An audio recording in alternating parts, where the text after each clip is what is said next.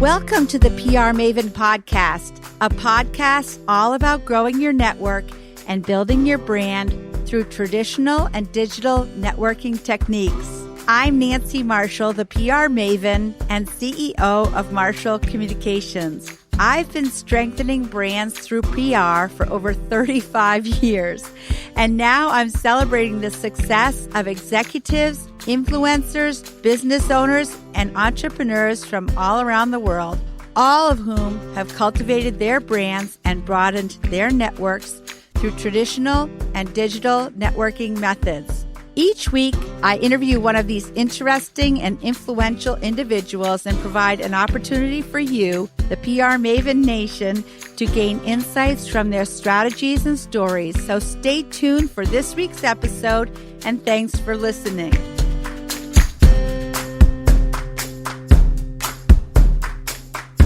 Hello, PR Maven Nation. Welcome to the PR Maven Podcast, episode number 76, presented by Marshall Communications, creator of the Marshall Plan 65-Step Strategic Process. So let's move on with what's going to be a solo cast about why a marketing plan is important. Well, first of all, a marketing plan is important because PR and marketing are expensive. And if you don't have a plan, then you're going to waste a lot of money. I've always compared it to being like a hamster running around and around in a wheel, but not having any idea of where you're going. A good plan provides a blueprint. Of course, you would never build a house without first having a plan, ideally a plan by an architect that lays out whether you're going to build a ranch or a cape or some kind of a mansion. You want to have a blueprint for what type of marketing you want to accomplish, and that needs to take into consideration the amount of time that you have in order to grow your brand and grow your market for your product or service, and also what kind of people or human resources that you have both internally and externally. So a plan that's a blueprint should also maximize and measure the results. And I think measurement is very important because a good plan provides an ongoing way, we call it a dashboard actually, to measure all the types of results that you're generating. Now, ultimately, you want to probably generate sales if you are a for-profit company, or contributions or donations if you're a nonprofit. But there are other ways you can measure, you can create measurable metrics, such as, for example, engagement through social media, or the number of email addresses that you've gathered for your e-newsletter, or perhaps the number of inbound calls that you're getting from prospective clients and customers, or the number of people that walk in the door of your business. Those are the types of things that you could measure. And of course, there's no cookie cutter plan. It's not like you can go to the library and get out a book called Marketing Plan for Everybody, because there's no such thing. Every single company and organization should have a customized plan that's built around their own unique situation and goals. So the way to get started in creating an effective PR and marketing plan would be first to start with your brand platform. And a brand platform should include a brand story. I think what happens with most companies is they first think of their logo, like what's the artwork for the logo going to look like, and what color is it going to be, and what's the picture going to be of, et cetera. But we at Marshall Communications like to start with what we call the brand manifesto. And the brand manifesto is actually kind of a history of your company or organization, along with your vision and your mission and your values and what you really stand for. Your brand platform and brand manifesto should include what differentiates you from everyone else who does the same thing. So a complete brand platform would not only include the brand manifesto, but it would also include a logo and a tagline And then it would have a style guide that would include all the different ways that the logo can and cannot be presented. And it should also have a voice guide too, that describes exactly the language that the brand uses. Like, are you a hipster company that uses hipster language? Or are you an educational institution that only uses Oxford English and the Oxford comma? Or are you kind of a conversational brand that's targeted at people who are, families with young children? Part of your brand platform should include who you're speaking with and who you're trying to connect with. The next thing that your plan should include is quantifiable goals and supporting objectives.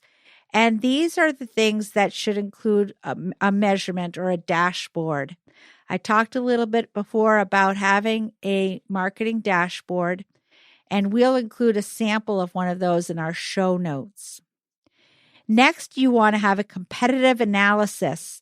And this would be a list of all of the other organizations or companies in your marketplace who are serving the same audience. So, for example, if you're in the car business, when your customer is coming to buy a car from you, who else might they be shopping with?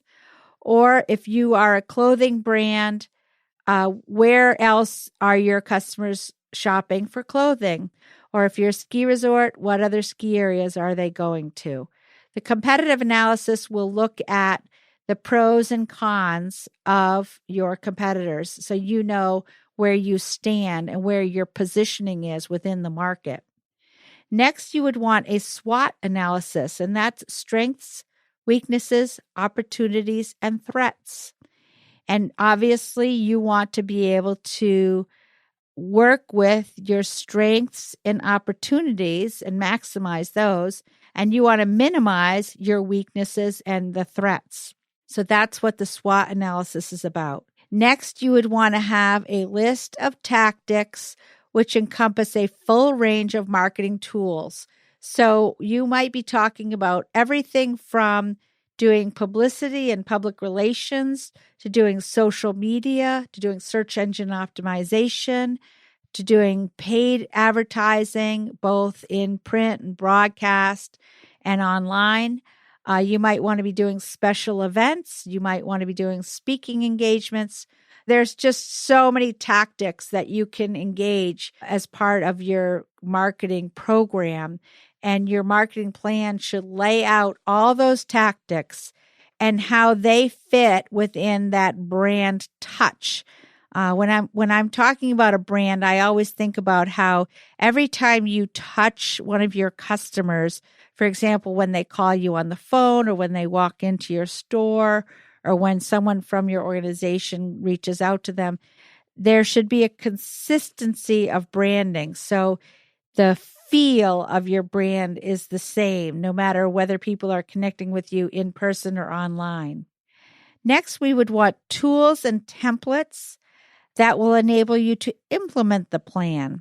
So, for example, you might have a template for a special event. So whether you're having a special event in a certain city, or you're having an online event, or you're having you're deploying your logo in different mediums, you want to make sure that these tools and templates are all spelled out. Again, what you're aiming for is consistency across the board. You want to make sure that you have a plan so that your brand looks and feels the same way, no matter where a customer is interacting with it. Another important part of a marketing and PR plan is a timeline for implementation. Again, if you're trying to implement something really fast, then you better have, first of all, a lot of detail in your plan, and you better have a good budget to pay for it, because doing things faster costs more. So take that into consideration. And I mean, you can't accomplish, I mean, you might be working 24/7 if you're doing a startup, but Be sure that you are realistic about what you're going to accomplish, and be sure that you have a budget. Now, your budget should take into consideration, again, all of your paid advertising, but also all of the human resources costs for hiring people, whether they're internal or whether they're contracting out. It should also take into consideration all of the subscriptions that you need and equipment. For example, you might be buying cameras or tripods. You might be buying video equipment. Whatever it is, you should have a detailed budget, and you should have it organized so that it's projected out by month. Or again, if you're trying to accomplish a lot very quickly, you might even want to have a daily budget or a weekly budget. Finally, you want to include measurement outcomes tied to each tactic. So, for example, if one of your tactics is to send out a monthly e-newsletter, you might want to say you're aiming to send it out to a minimum of 3,000 people in year 1, and in year 2, you want to double that to 6,000 people, and in year 3, you want to send it out to 9,000 people. And you might want to have some other measurement outcomes from your e-newsletter. For example, a way to measure the number of people who go to a certain landing page from your e-newsletter and download some kind of content that you have on that landing page. Another measurement outcome, for example, might be if you're hosting a special event and you're going to invite 100 people to a conference room at a hotel where you're going to give a presentation about the benefits of using your product. And out of that event, out of the 100 people that you invite, you'll have at least 50 people who attend, and then they commit to buying your product or something of that sort. Be sure to make it specific, because if you don't have a specific goal, then it's really just a dream, and it's really not business. So having a business involves having a plan that is specific and measurable. We're going to continue our conversation shortly, but I want to share some exciting news with you about how you can connect with me on the podcast. We've created the PR Maven Podcast listener line, and you can now call 207-620-9075 to get in touch with me to ask me questions, share feedback, or ideas for the podcast, including who you would like to hear on the show as future guests. I look forward to hearing from you, and right now we will take a quick break and be back with more in a moment.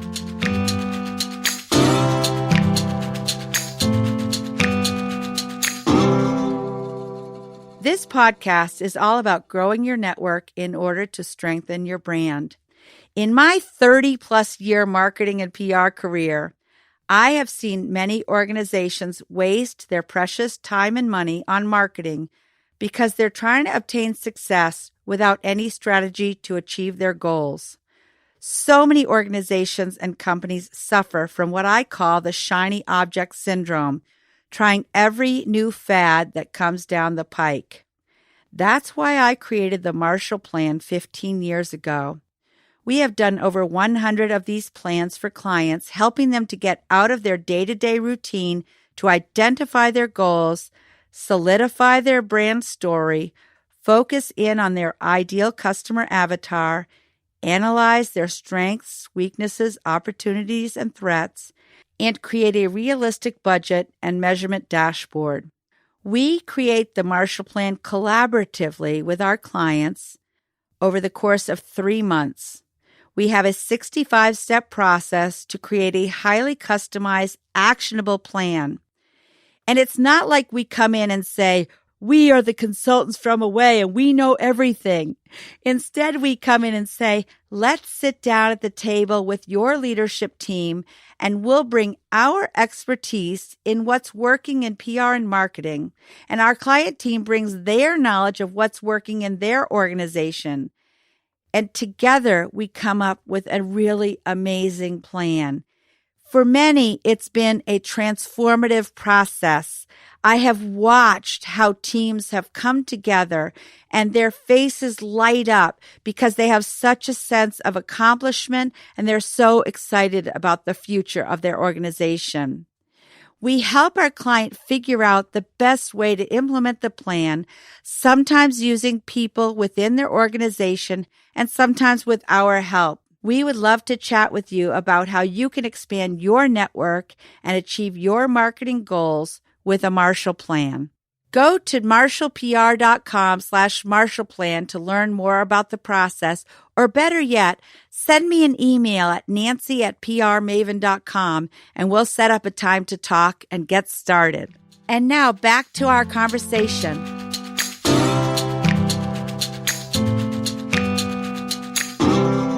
So now it's time for our book and things to do today pad giveaway. To win a copy of my book, PR Works, and a PR Maven Things to Do pad, visit prmaven.com/giveaway and enter today to be our next winner. And I want to welcome you back. And today we're talking about why a PR and marketing strategy matters. So I want to dive right back in. You know, I started the agency after having worked in a variety of different companies and organizations where I felt that I went to work every day, not really knowing exactly what the strategy was. I knew I was doing a bunch of things, like I was always writing press releases and making calls to media people. And I was, sometimes traveling to different cities for trade shows and events, but I didn't really have any idea of where my role fit into the big picture. So after having had my agency for several years, I decided to to create what we call the Marshall Plan. I figured, Marshall was my last name, and why not have something called the Marshall Plan, which is much like the plan for the reconstruction of Europe after World War II, except our version of a Marshall Plan is actually how to organize or reorganize a company or nonprofit for marketing success. I want to give you some examples of some clients we've done Marshall Plans for. One is the city of Saco, Maine. We had a delightful team of representatives from the Saco community, led by Emily Roy, who is the marketing and communications manager for the city of Saco. We had the police chief. We had someone from the school department, the recreation department. We had somebody from their downtown district and several representatives from different community organizations. And as a result of that plan, which we put together collaboratively with their inside team, they were able to attract 6 new businesses, and they now have the second lowest unemployment rate in the state of Maine. There was a news article announcing their new logo and tagline, which are all part of the Marshall Plan, that appeared in the local newspaper. And they launched an Instagram account, which gained nearly 700 followers in the first 3 months. There has been ongoing media coverage in local news outlets about Saco. And one of the outcomes that I'm most proud of is that we were able to teach the city leaders, the municipal leaders there, about nurturing positive attitudes and positive relationships with local media outlets to keep the stream of good news going in the media. And it definitely has benefited the whole image of Saco. And actually, even Emily, in her role, she has become such an ambassador for the city on a statewide and national basis. She's done great work, actually, even training police officers and ambulance personnel on becoming spokespersons with the media. And the last I heard, she was going down to Boston, Massachusetts, and training public officials down there in public safety. So we're just so thrilled about our work with the city of Saco and specifically with Emily Roy. Another example is First Park, which is a business park located near Waterville, Maine, in the city of Oakland, Maine, or town of Oakland. It is a park that was created as a result of 23 municipalities all coming together to try to create jobs and employment for people in their region. And in 3 months, the leads for First Park increased by 157%. You can see how we had measures to our metrics so we could measure the return on investment of their Marshall Plan. And since the plan, 2 new businesses have moved into First Park and have paid a total of $630,000 for their new properties at First Park, which delivered a return on investment of, wait for it, this is a big number, 1,475%. Now, if you can't be proud of an ROI like that, I don't know what you can be proud of. I mean, that is just pretty remarkable. I feel so proud and pleased. And, I feel really grateful that our plan and our process was able to help a client, because they have been struggling for years trying to kind of get off the start line as far as marketing. And we kind of created a roadmap literally to help to point them in the right direction. And Jim Dinkle, who actually is going to be a guest on the PR Maven podcast, he's the executive director of First Park. And he'll talk in glowing terms about how grateful he is that we were able to map out a process for him to raise the profile of First Park. And it hasn't been easy. It's hard. It's hard work. But truly, the results speak for themselves.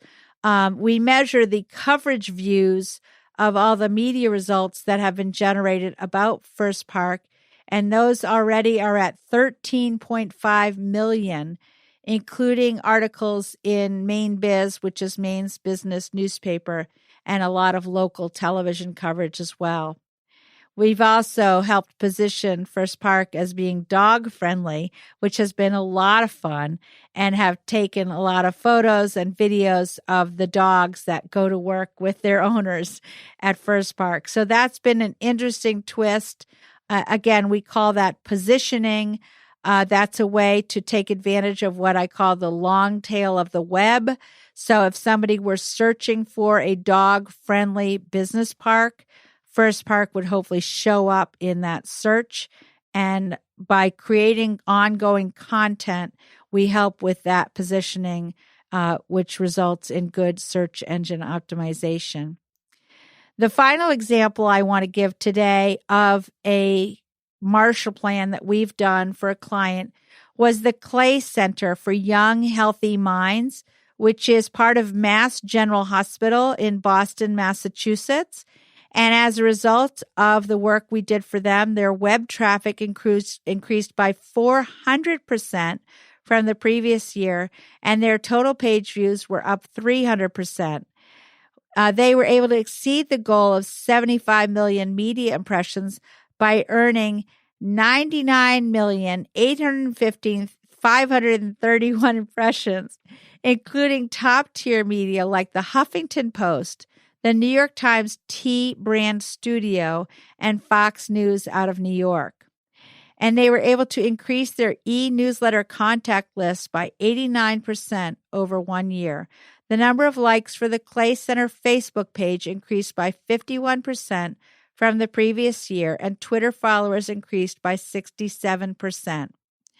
So you'll see by these examples that I've provided today that when we do a Marshall Plan, we provide very concrete metrics of success or critical measures of performance for the plan, so that when I call them bean counters, when the people who are actually keeping track of that return on investment And also, if you're doing something for government, for a municipality or a state or a town, you need to be able to report back to the residents how you are spending their tax dollars. So you have accountability and responsibility to generate a return on investment. And that's really the beauty of a Marshall Plan. I'm really very proud of, we've developed this 65-step process, and we've tweaked it and tested it and improved it year over year over year. And every time we do a Marshall Plan, we get a lot of feedback from the client so that we can make it better for the next client. So I want to thank you for joining me today for this solo cast about why a PR and marketing strategy matters. And I hope that you'll get back to me if you have any feedback. Feel free to email me at nancy@prmaven.com. And I just want to remind you that this podcast is presented by Marshall Communications, which is the creator of the 65-step Marshall Plan strategic process. And to learn more about the Marshall Plan, visit marshallpr.com. And a reminder about Alexa. If you have an Alexa device, you can say, Alexa, play the PR Maven podcast, and you can pick today's episode or a previous episode. And you can also enable the skill to receive the daily PR Maven podcast flash briefing with tips and advice from each episode. Thanks again for tuning in to the PR Maven podcast. And remember, you can always learn more about how to use Alexa's features and subscribe to the podcast at prmaven.com/podcast. We appreciate you listening and encourage you to share the podcast with at least one friend or coworker or family member, and let them know that they can find it on their favorite podcast player. Remember to go out there and keep building your relationships, build your network, build your brand, and embrace all the new technology that's available to help you do that. Have a great week, PR Maven Nation. That's it for this week's episode. I'd like to thank you for listening, and if you feel that you've gotten value out of today's conversation, consider leaving a 5-star review on iTunes or whatever app you're using to tune in. If you haven't subscribed yet, you should do so. I release a new episode each week, and subscribing will make sure you get an alert when there's a new episode. You can also join the PR Maven Nation by going to prmaven.com/nation and clicking join. It's free, and it's a great community of like-minded individuals who are all looking to learn and grow from one another. If you have an Alexa-enabled device, be sure to add the PR Maven Marketing Minute to your daily flash briefing menu. Thanks again for listening, and have a great rest of your week, PR Maven Nation.